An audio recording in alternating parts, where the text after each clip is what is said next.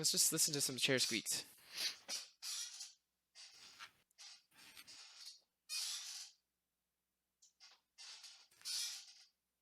This is the podcast where we talk in chair squeaks. Yep. Good job.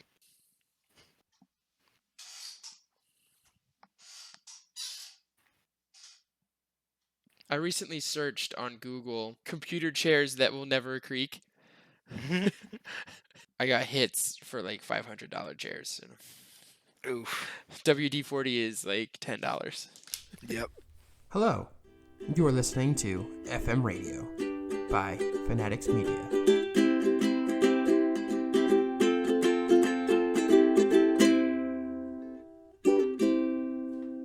This is Kevin. This is James. And we are back on episode 4 of Fanatics Media Radio.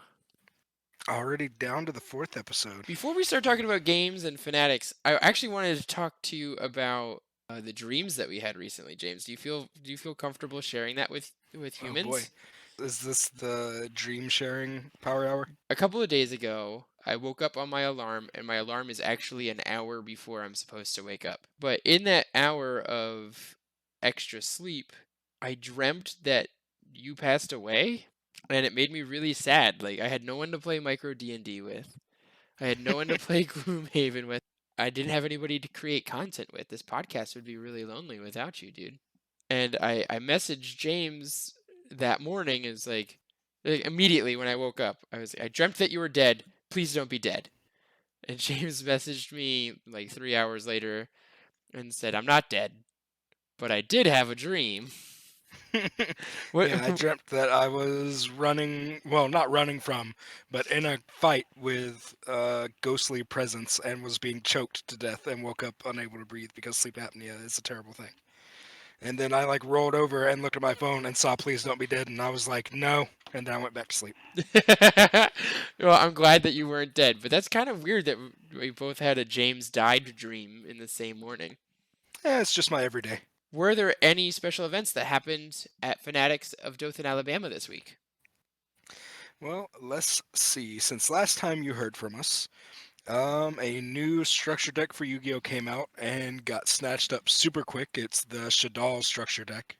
Kevin, that might mean something to you. That does mean something to me. Is it new guys or is it all old guys? I'm gonna be 100% honest. I have no idea. I think it's all old guys though.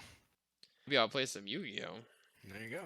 From what I've heard, you get like 3 of them, put them together, and you've got yourself a deck. That's pretty much any starter deck. Like if you buy 3 of a starter deck in Yu-Gi-Oh, you have a pretty competitive deck. That's neat. I wish more companies did things like that instead of here's this really crappy 60 card deck that you won't even be able to last a turn against a real deck with. You definitely need booster packs to assist you and get the more valuable counter play cards, but you're flying pretty solid on a structure deck. Yeah, it gives you a nice little core. Mm-hmm. We had another Dragon Ball Super tournament. We're finally getting our prize kits for that. The name of the company for Dragon Ball Super is Cardass or Cardass. And I swear they're based out of Japan, because if you ever email them with a ticket or a question, you won't hear back for about 15 hours until it's about 3 a.m. my time, and then you'll get a response. We've got our D&D groups that are slowly filling up. And yeah, well, I mean, we've already got 5 completely filled ones, and then the 4 brand new ones have started to add players in over the last week or 2. There you go. And really the only other thing to note is that our X-Wing players and Pokemon players now are, by the time you've heard this, will have just returned from tournaments on Saturday. So our Pokemon players are heading to a League Cup in Tallahassee, and I think it's Tallahassee. It's somewhere in Florida. And our X-Wing players, myself included, are heading up to Birmingham for a 3v3 tournament. And I'll be there to learn Marvel Crisis Protocol, so that'll be fun. You always do this. I ask you any special events happened in the shop in the past week, and then you tell me what happened and then what's gonna happen all in one shot. You double. Me. I haven't told you what's gonna happen yet. Everything that happened is before they'll be hearing this podcast. Oh, okay. There you go. So what's coming up after the podcast is live. So after the podcast is live, we've got more Dragon Ball Super stuff going on Sundays. We've got our Pokemon group that started to meet up on Mondays again, which, by the way, this Saturday is actually the first legal weekend for Sword and Shield. So everybody's got all their new decks in and ready to get started playing with that. I am probably about to spend an ungodly amount of money on Zacian because he's up to like $40 on TCG Player. Mm. Uh, um, but yeah, so that's our Monday stuff. We got board gaming on Tuesday, like always. New comic book day on Wednesdays. We got UFS meetups on Thursdays.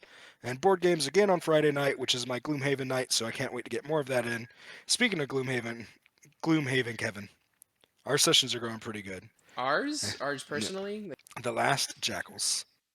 We're learning rules about the game in that one thanks to like our viewers, and they are rules that I'm completely ignoring for my real life game because I like it played the other way. So I will cheat all day.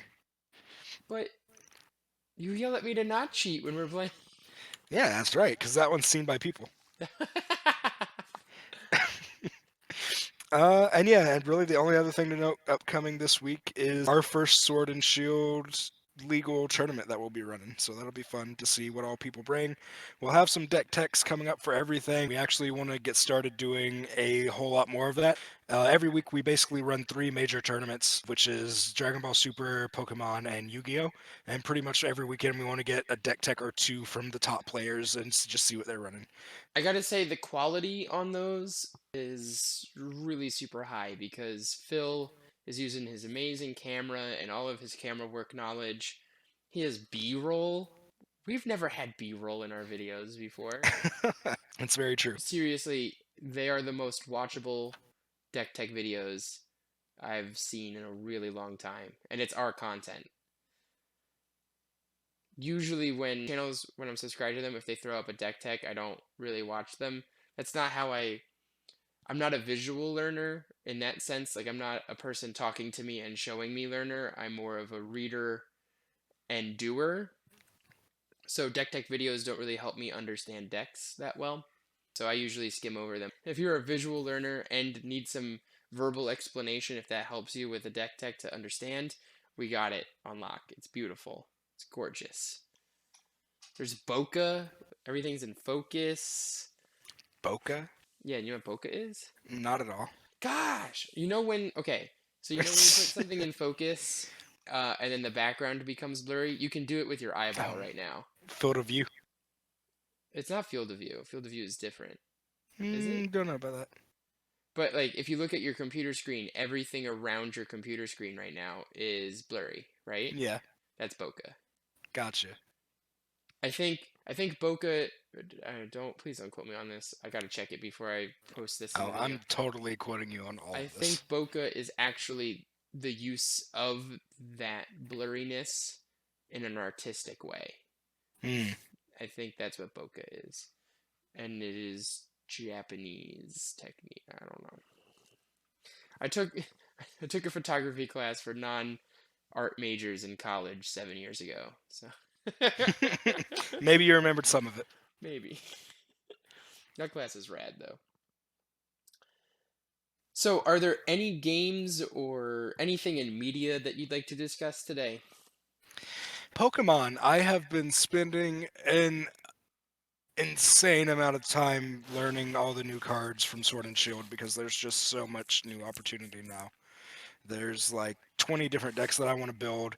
I've already blown through like 100 packs on TCG Online building the decks. I've got Zacian ADP. I've got the new Malamar Mewtwo deck. I've got Frostmoth Lapras deck. I've got a Lapras Electrode deck, which is really neat. It hits for like 270 consistently on turn 2. Nice. Um, I've got Snorlax deck that I want to try out. There's the Rillaboom box. There's that Galarian Obstagoon deck. There's just so many like top tier decks right now that like I've really missed this feeling of having like more than just 3 decks that you could play if you went to a tournament. I'm actually stepping a little bit away from competitive things this week. I overloaded myself on Legends of Runeterra, and I'm definitely taking a step away from card games. One reason is because I bought my pen tablet. I think that's what they're called. It's not a tablet as you know it with a touchscreen. It's a tablet that you have a pen and it moves your cursor on your computer screen. So Yeah, an artist tablet. I've been drawing with that every day for the past 4 days. There was one day where I drew a whole bunch and figured out the program that I'm using, and I made a whole bunch of trash. And then I made Mace Windu, and then Which I looked made, fantastic. thank you, and then I made a drawing with that I couldn't post because it had some. And then I made some Billie Eilish fan art, which was a lot of fun.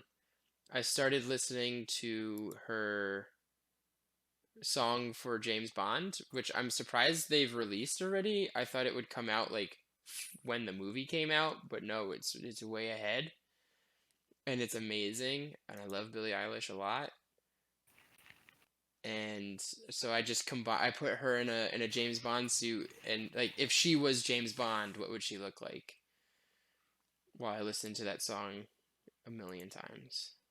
And there you go. So I've got two things to say, one about our current topic and one about a rewind. Go Our ahead. current topic, I am a huge fan of James Bond. And when they announced that she was doing the theme song for this new movie, I'm also a huge fan of Billie Eilish. So that was just like fantastic. And then I didn't even realize that the song was out and you sent it to me. And I was like, oh snap, I have to listen to this right now. The rewind, though, is something that I feel like you need to know, Kevin. What's that? There is a new competitive mill deck in Pokemon. Are you serious? Like top tier winning tournaments competitive mill. What's it called? It's a Minchino mill Oh, deck. Minchino? Yeah. Basically, it recurs Belelba and Bryson Man over and over again, Oh yeah, I love and that card. just mills through your opponent's entire deck, no issue. Wait, it So, has mint time to to it? jump back in. Something else that I wanted to talk about was how like overloaded that I've gotten with trying to put together this Crisis Protocol set. Mm-hmm. it comes with it comes with 5 heroes and 5 villains and like a building and 2 cars in the starter set for like $100 or something like that. And I bought it like 2 weeks ago. Gave myself till this weekend, or when you're hearing this yesterday, to get it put together. And I've gotten all of two heroes put together. There's just not enough time in the day. I painted up Captain America and Iron Man, and Iron Man came out really neat. I based him in a like silver metallic, and then used some of Citadel's new contrast paint, which is kind of semi-transparent, so you see what's underneath it. So he's like red metallic, like he should be, and it Mm-hmm. came out really nice. Other than it being a little bit darker than I wanted, it came out really well. Do you clear coat afterwards? Like I don't know how to paint minis. I haven't, but I should. I've already noticed some spots where the paint like chips off. Ooh. But I've got the bases magnetized, and I've now like hobbled. I think I talked about this last week. Deanna and I hobbled together a toolbox with like metal bits to like attach all of my minis into, so that they don't get jostled around and damaged any. Oh, that's awesome. And it's super strong too. I got 4 rare earth magnets on the bottom of each one. So literally the first time that I tried it out, I put Iron Man. I was like lowering Iron Man down into the toolbox, and the base just snapped apart, like snapped from his legs. Oh And I was gosh. like, "Oops, too strong." I like how I'm not worried about winning when I'm drawing. Yeah. I feel like that's probably something that you feel too. Like when we play Gloomhaven, I want to beat the scenario. I don't want to do it again. I want to do it once and done. Hmm. When I'm pretty sure when we play Micro D&D, I'm gonna want to win this situation or come out with the best outcome. When I play Legends of Runeterra, I want to just stomp the other person. But when I'm drawing and coloring and just letting ideas come out, It's really peaceful. Yeah, The definitely. It's the same idea with painting. Once I get like, there's a 20-step process to me starting painting, but once I'm sitting down and actually getting it started, it's becomes zen. If I can put music on, it's amazing. And I just sit there and zone out and just move a brush around. Yeah, there's no one to beat when you're making art. So, what have you been playing? I know we've talked about what we've been doing, but what have you been playing? Well, I've already mentioned Pokemon a couple of times. A lot of my time's been taken up with that. There is a few new board games that I've been playing out. I actually tried Funkoverse for the first time. If you've been around for a while, you've probably heard either me or Deanna talk about how obsessed she is and I was with Funko Pops. Funko came out with a board game called Funkoverse that uses Pops as your characters in the game. And I got her the Harry Potter one for Christmas, I think it was. And we finally got to sit down and play it now, like 2 months later. You just kind of bash these Funko Pops at each other and cast spells and try and capture points.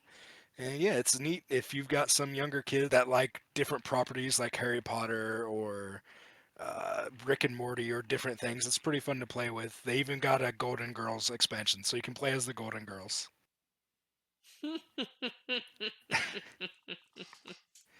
Yeah, because that's Funko. That is Funko. Is that all you've been playing? Let me see. What else did I try? I tried Dice Forge for the first time. Dice Forge is pretty much what the name implies. It's 10 complete rounds around the table, and in those 10 rounds, you roll dice every turn. Whatever your dice roll, you gain, whether it be gold or gems or other little power ups. And you can spend your gold on upgrading your dice to gain more gold or more gems. There's only a certain number of dice faces that can be bought. So like there's one 12 gold side or something like that, and the first person to get it is the only person that has it. There's like times three sides, so like if you roll a 4 gold and a times 3 on your second die, now it's what is that, It's 12? 12 12. gold? Yeah, lots of 12s here. The dice are actually these little skeletons of dice skeletons that you can pop pieces in and out of, and you literally forge and create your die as you upgrade it.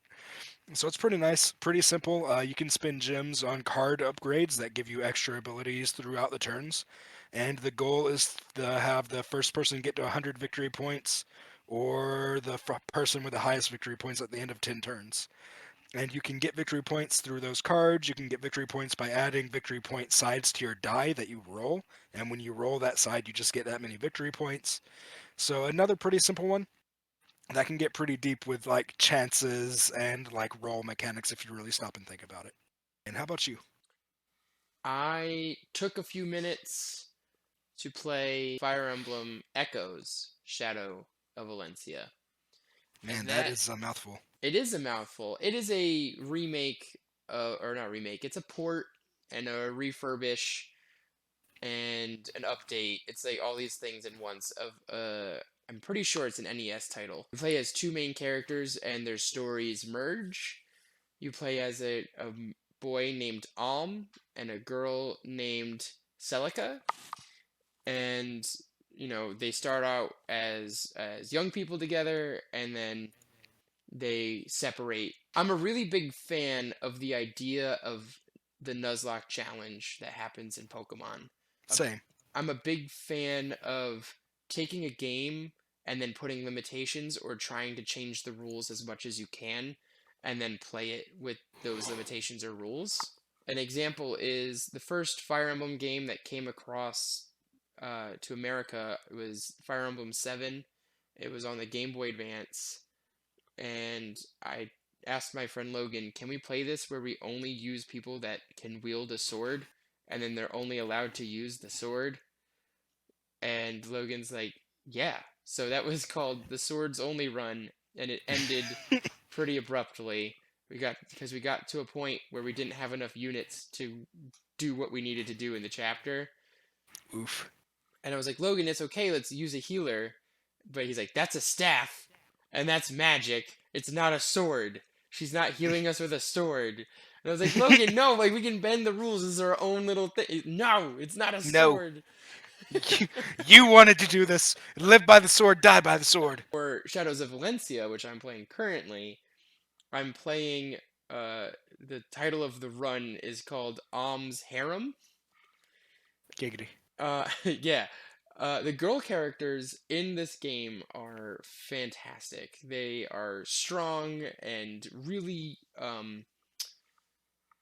they can fill a lot of niches. The way Fire Emblem works is usually your lord or your main character is someone that you must have in your party at all time. You can't bench them.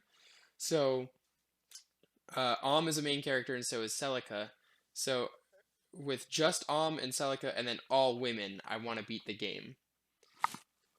And so far, it's going really good. It's a lot of fun. It relies on some old mechanics. If you're familiar with Fire Emblem, there's a weapon tree or a weapon triangle. That weapon triangle isn't around. It's like rock, paper, scissors. Like sword beats axe, axe beats lance, lance beats sword. Speaking about video games, if you're done uh, with Fire Emblem, I think I so. just I just wanted to let people know that I have recently refound the Humble Bundle, and Oh. Jesus, I got paid yesterday, and I had been seeing ads on Facebook, which is of course like gets me apparently, Oh yeah. and and the ads were for the new Pathfinder game, Pathfinder Kingmaker Chronicles, I think is what it's called. And for those that don't know, Pathfinder is basically D&D, but like D&D 3.5. So lots of stats, lots of choices that you can make, very tactical in its combat. Whereas new school D&D is very like storytelling. Old school D&D and Pathfinder are very like number crunchy, roll through a dungeon and kill stuff. Pathfinder Kingmaker Chronicles is based on an old um, an old adventure path for Pathfinder, where literally you gathered a party. You started out in a kingdom, and the king was basically like, "Go out to this land. It's free for the taking. Whoever establishes their kingdom first will be the baron of the land." So the gameplay of that adventure is literally going out, clearing out the bandits that have kind of taken hold of that area, and building a kingdom. And the game is fantastic. It plays just like Pathfinder does. The character creation is just as complicated as you'd expect it to be. And literally, slight spoilers for the start of the game. The within the first like 20 minutes, I literally had to jump out of my seat and just like go nuts over a betrayal that happened. And it has been awesome to play so far. But long story short, the reason that I'm mentioning this is because that was part of their subscription service they do, where you subscribe and you get so many free games a month. So over the last like 2 days, I have downloaded 1, 2, 3, 4, 5, 6, 7, 8, 9, 10, 11, 12, 13, 14, 15, 16 games from Humble Bundle. Okay.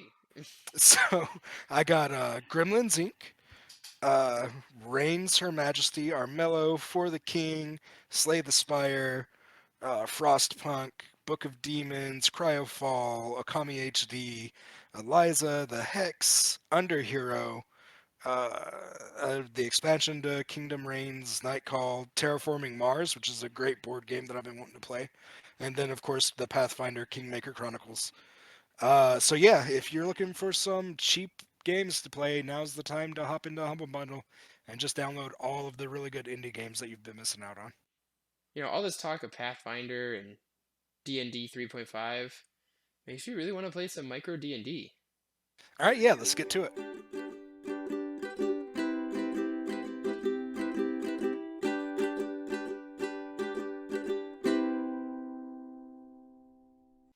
I'm gonna go get my dice. Hold on. Okay.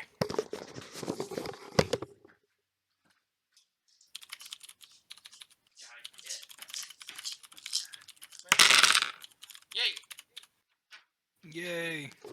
I got my dice. So since your escape, it's been about a week. You've been slowly trying to make your way to the outer walls of the kingdom, but the kingdom is both large and fairly well guarded. The first night you didn't have very much trouble, but after Everybody realized that you had escaped the castle as a whole. Of all the guards were alerted, and the entire town is basically out hunting for you. The past few days have been kind of slow going as you've been going from one hidey hole to the next, just slowly making your way closer and closer to the exit of the kingdom, hoping to escape. Go ahead and let me know what you look like and kind of what your character's plan is. My plan is to leave the kingdom. I have my pack on. I'm in what I woke up in. It's not like I'm wearing leather armor or anything like that. I'm in casual clothes. Gotcha. Um, I have some gear with me that I know I could make it to the next town, but I do understand that this is proving to be difficult to leave. I think that going out the main gate would be the right choice. Probably not. So I need to find an alternative way out of this kingdom. You're currently, we'll say that it's kind of the start of day 7 as you've been slowly making your way to the walls of the kingdom to try and make your escape. And you wake up inside of an old, ran down building in the poorer part of the kingdom. The house that you're in is ran down. It looks like nobody's been living there for quite some time. And you managed to take refuge in it. When you take a look outside the windows to see if the coast is clear, you don't see any guards, which is unusual for the area. There's usually several patrolling, keeping the peasants in line. You only see a few commoners moving around here or there, a couple small shops opening up for the day.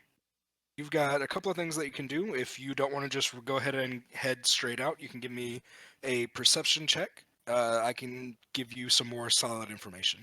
Okay, I would like to do a perception check. And then I have a backup plan that I would like to do if I fail miserably. Okay. 3. You look out the window and you try and get a closer look at the area around you, and as you do, you grab a hold of the windowsill and some dust knocks loose and falls into your eyes. I'm allergic to dust.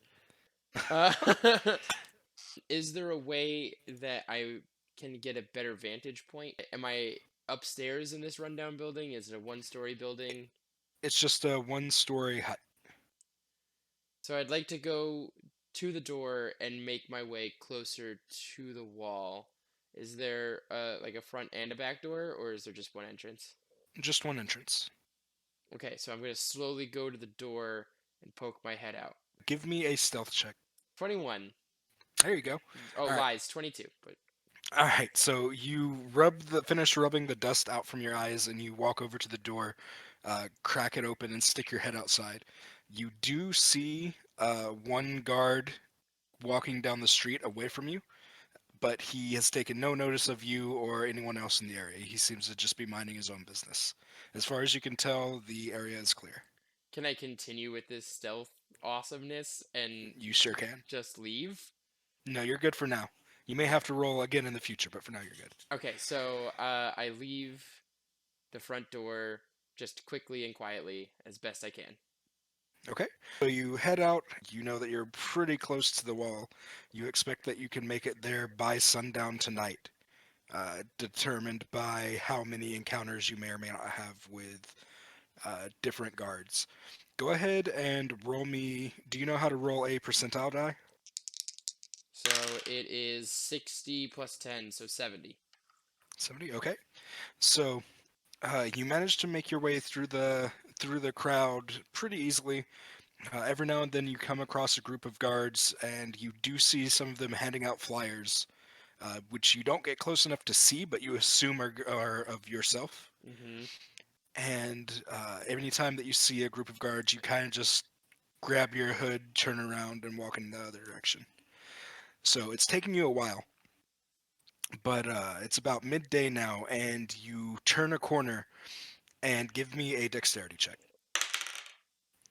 23. You turn the corner and you almost run smack dab into somebody, but right before you do, you manage to stop yourself and kind of jump backward, keep track of your footing. You see his hand kind of reach down to his short sword that he has, and he goes, "You stop there!"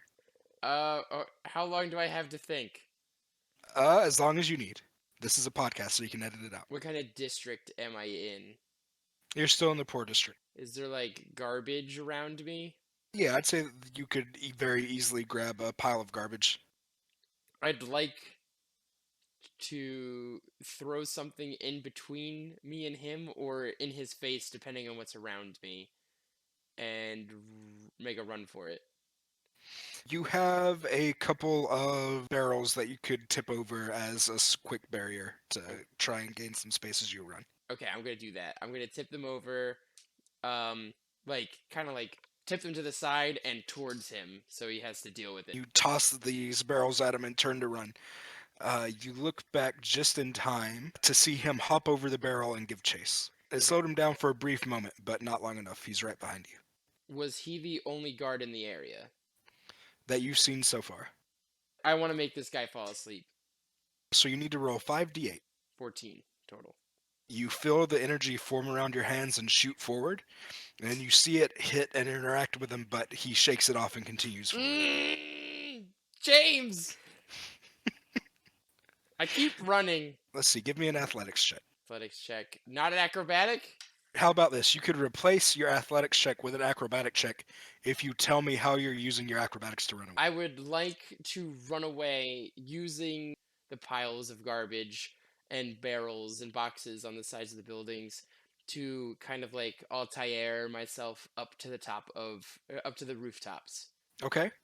So you want to start parkouring it up. Yep, Go parkour, ahead and bro. give me that roll. 12. You're just running full force trying to make sure that you can escape. You hop from pile of trash to pile of trash until you finally reach the top of a building, and you start taking off, jumping from building to building. This being the poor section of the town, the buildings are all relatively close by. It's no issue whatsoever. And you take a quick glance back and you see that the guard has not followed you to the top of the buildings. You don't know if he is still in pursuit, but you do know that he is not currently in sight. Okay. Is there a way I could hardcore parkour my way towards the wall simultaneously? Yeah, that is definitely what you can do. You correct your course to start heading towards the walls of the city. At this point, have you kind of given way on trying to be stealthy and just going as fast as you can, or will you try to take a lower profile? I still want to be low profile as I'm hopping over. I don't want to be like this thunder clapping roof stepper. Well, go ahead and roll me a new stealth Okay. 7. versus the perception. Mm, Okay. don't like All it right. when you So say verses. a couple of seconds pass. You go to make one of the longer jumps in between buildings, and you just barely make it. You have to grab a hold of the side of the building and pull yourself up. As you do, you look down and you see the guard that had been chasing you point up at you, and you hear him yell, "She's over here! Hurry!" No, stop it. I gotta get up to this roof. I gotta stay up on the roofs. I have to. All right. Well, you pull yourself up and you keep going. Give me another acrobatics. You suck. 8. This dice sucks. Get out of here. 8. New dice needed. Yeah. Dice down already. It's been 10 minutes. All right. So you, uh, it's recently been raining, and as you move to take a leap to the next building, your foot slips in a small puddle of water that you didn't see, and you fall down to the ground below you. Roll me a d4. I'm gonna take ouchies. 2. Oh wait, that's a D6. Sorry, I lied. I lied. D4. 2. Take 2 points of ouchies. You see the guard and 2 more go around the corner, and you take back off. And as you round the corner of the building that you just fell from, with your head still turned looking at the guards behind you, you slam right into another person. You stop and look up, and you see this bright red-skinned tiefling in bright silver armor standing right before you. Give me a religion check. 13. While you don't know a lot about it, you do see the symbol on his chest is the symbol of 2 hands with their palms out, covered, or not covered, but bound in red string. You Okay. know that symbol to be the symbol of Ilmater, which is the god of basically kindness and protection, and not the type of god that you normally see in this town. person that you ran into stops and looks at you and goes, "Well, what's the hurry? What are you here for?" You gotta help me in some way or another. I need to get away from these big burly strongmen. They're trying to take me back to the castle. I don't want to be there. I want to leave. Can you please help me get away for just this moment? Give me a Crying check? yes. What is the check called? Persuasion. Are you sure I'm not intimidating him through my tears? I am very sure. Okay, well, persuasion and intimidation are in the same family. 16. Okay. So he takes one quick look at you and then looks up to see the guards round the building and start heading towards you. The lead one that's been chasing you for a while points and yells, "Stop right there in the name of King Aiden!" You feel the hand of the tiefling kind of push you aside as he steps in front of you, and his hand goes to a bright silver metal chain that's wrapped around him. He just looks back and says, "Go." Okay, so I go. Give me an athletics. Are you sure? I'm gonna do cartwheels away. I am 100% sure that you should give me an athletics. Oh. Nat 20. Boom. So he pushes you out of the way and just tells you to go, and you just take off booking it. And you're running as fast as you've ever ran. After a couple of minutes, you've reached one of the northern entrances for the kingdom, and you know that there will be guards posted. I have so much freaking adrenaline built up now. Would it be beyond reason to think that I'm like tapping into my air genasi heritage and skills where I'm running so fast I'm like levitating now? Sure, we can say that. I think I'm just gonna keep flying just out the main gate. I'm just Okay, so you just go straight through the main gate. yeah, I don't think there's time to play around anymore. I just gotta go. Okay. As you thought, the two guards that were stationed there see you go flying through the gate, and they take off after you. After just a few short seconds, though, you're easily outrunning them. They're both in heavy armor. They can barely even give chase. You've continued down the main road. You look back, and you see that the guards are just little dots in the distance. Gonna keep going. I just want to get off the main road. You know that the town of Tora is to the north in the direction that you're heading. You can continue on the main road to make it in about 2 days, or you can cut through a relatively small wooded area to the northeast to make it to it. I'm gonna go northeast into the woods.